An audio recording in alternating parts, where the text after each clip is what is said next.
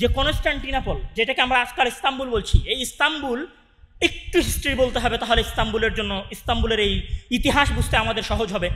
Istanbul হচ্ছে 1000 বছরের খ্রিস্টান সাম্রাজ্যের রাজধানী। আরেকটু সহজ করে বললে পৃথিবীর সবচেয়ে শক্তিশালী দুর্গ। মানে আজ থেকে 1000 বছর আগে একটা শহর কনস্টান্টিনোপল, যেটাকে ঘেরা আছে 3 স্তরের প্রাচীর দিয়ে। 3 স্তরের প্রাচীর মানে একটা প্রাচীরের উচ্চতা হচ্ছে 40 থেকে 50 ফুট, আর প্রাচীরের চওড়া হচ্ছে 10 থেকে 15 ফুট। 10 থেকে 15 ফুট চওড়া, 40 ফুট উঁচা 3টা প্রাচীর দিয়ে ঘেরা বাইজেন্টাইনের রাজধানী কনস্টান্টিনোপল বা ইস্তাম্বুল, যার শুধুমাত্র একদিকে মারমার সাগর থেকে বের হয়ে আসা একটা ছোট নদীর মতো একটা শাখা আছে, ক্যানেল আছে, যেটাকে বলা হয় গোল্ডেন হর্ন। এই কনস্টান্টিনোপল বা এই ইস্তাম্বুল জয় করার জন্য মুসলমানেরা কয়বার হামলা করেছে? 12 বার। 12 বার হামলা করেও মুসলমানেরা এই বাইজেন্টাইন জয় করতে পারেনি। কে জয় করতে পেরেছিল? যিনি জয় করতে পেরেছিলেন তার নাম ছিল মোহাম্মদ আল ফাতেহ। উনি এই বাইজেন্টাইন জয় করেছিলেন। কিভাবে জয় করেছিলেন? ওনার জয়ের ইতিহাস আর এক রকম। 53 দিন যাবৎ বাইজেন্টাইন সাম্রাজ্যের এই রাজধানী ইস্তাম্বুলকে উনি অবরোধ করে রেখেছিলেন। 53 দিন অবরোধ করার পরে এই নগরীর পতন হয়েছে।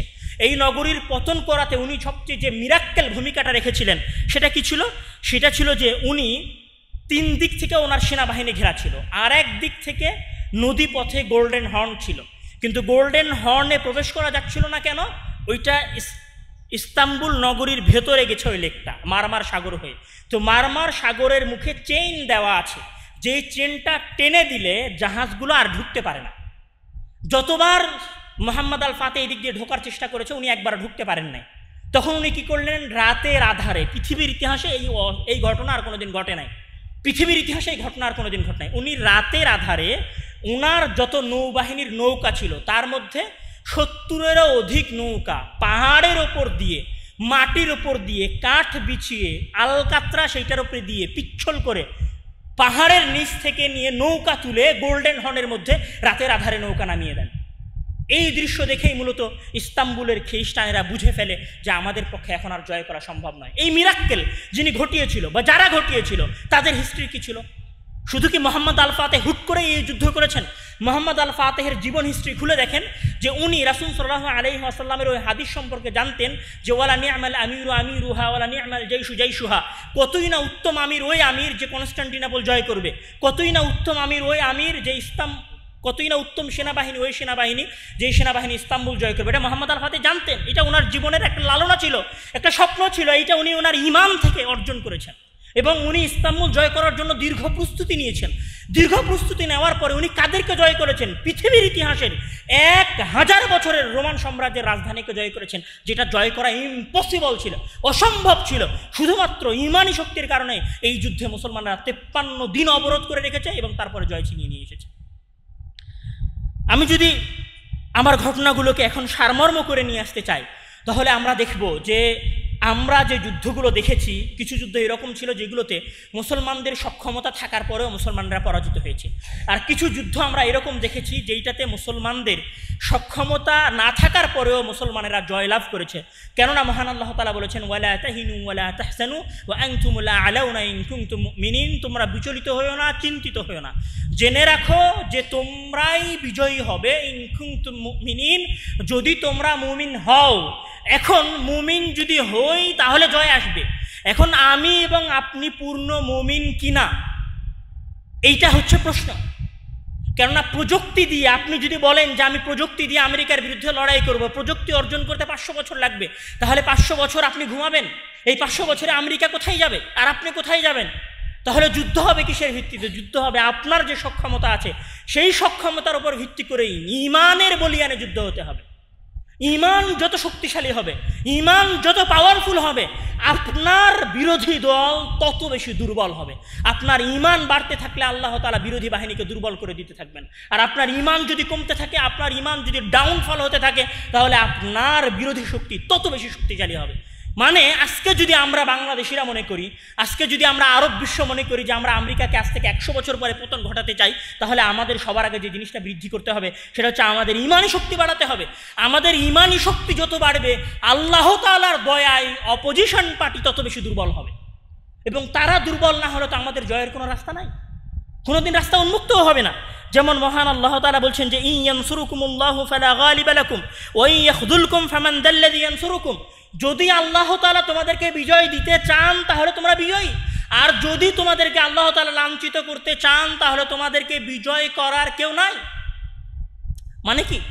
মানে হচ্ছে আমাদেরকে ইমানে বলিয়ান হতে হবে, ইমান শক্তি করতে হবে। ঠিক আছে, আপনার আরও একটা প্রশ্ন থাকতে পারে যে মহান আল্লাহ তাআলা বলছেন ওয়াইদু লাকুম মাস্তাতাতুম, যে তোমরা সাধ্যমতো সক্ষমতা অর্জন করো। আচ্ছা, সাধ্যমতো সক্ষমতা অর্জন করা কিসের সক্ষমতা? সাধ্যমতো সক্ষমতা অর্জন করা অবশ্যই সামরিক খাতে সক্ষমতা অর্জন করা, অবশ্যই প্রযুক্তিতে সক্ষমতা অর্জন করা, আর ইমানে ডাউন হয়ে যাওয়া। আমি মনে হয় আমরা প্রশ্ন বুঝাতে পারিনি। আপনি যেই আয়াতের উপর ভিত্তি করে বলছেন যে ওয়াইদু লাকুম মাস্তাতাতুম, অথবা যে আয়াতে মহান আল্লাহ তাআলা যুদ্ধের জন্য প্রস্তুতি নিতে বলেছেন, সেই প্রস্তুতি নেওয়ার মানে কি এইটা যে আমি যুদ্ধ বিমান তৈরি করব, আমি ডিফেন্স সিস্টেমকে উন্নত করব, আমার এআই প্রযুক্তিকে বাড়াবো, আর ইমান ডাউন হতে থাকবে? আপনার ইমান যদি তলানিতে থাকে আর আপনার সক্ষমতা যদি সক্ষমতার শীর্ষ চূড়ায় থাকে, তথাপিও আপনি জয় ছিনিয়ে আনতে পারবেন না। আপনাকে জয় ছিনিয়ে আনতে হলে আপনার সক্ষমতার পাশাপাশি আপনার ইমানের পাওয়ারকে বাড়াতে হবে। এটা হচ্ছে প্রথম কাজ।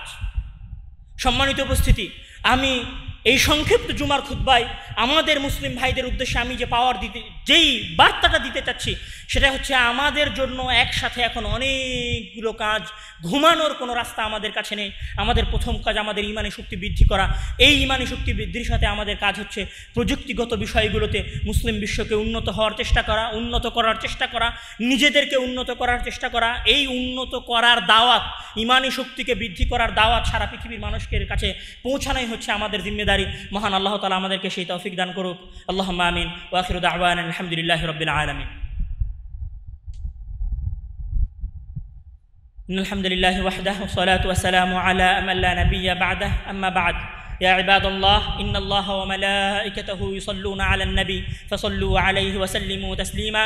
اللهم صل على محمد وعلى آل محمد كما صليت على إبراهيم وعلى آل إبراهيم إنك حميد مجيد. اللهم بارك على محمد وعلى آل محمد كما باركت على إبراهيم وعلى آل إبراهيم إنك حميد مجيد. اللهم أعز الإسلام والمسلمين، اللهم أعز الإسلام والمسلمين ودمر أعداء الدين واخذل الكفرة والفجرة والمشركين. اللهم انصر المسلمين في كل البلاد. اللهم احفظ بلادنا وبلاد المسلمين. اللهم احفظ حدودنا وحدود بلاد المسلمين. اللهم اغفر لنا ذنوبنا، اللهم اغفر لحينا وميتنا، اللهم اغفر لنا ذنوبنا، اللهم اغفر لنا ذنوبنا. اللهم اشف مرضانا ومرضى المسلمين. اللهم انصر المسلمين في كل البلاد. اللهم احفظ المسلمين في فلسطين. اللهم احفظ المسلمين في فلسطين. اللهم اجعل في قلوبنا نورا، اللهم اجعل في قلوبنا نور الإيمان، اللهم اجعل في قلوبنا نور الإيمان. اللهم آمين. وآخر دعوانا الحمد لله رب العالمين، والسلام عليكم ورحمة الله وبركاته.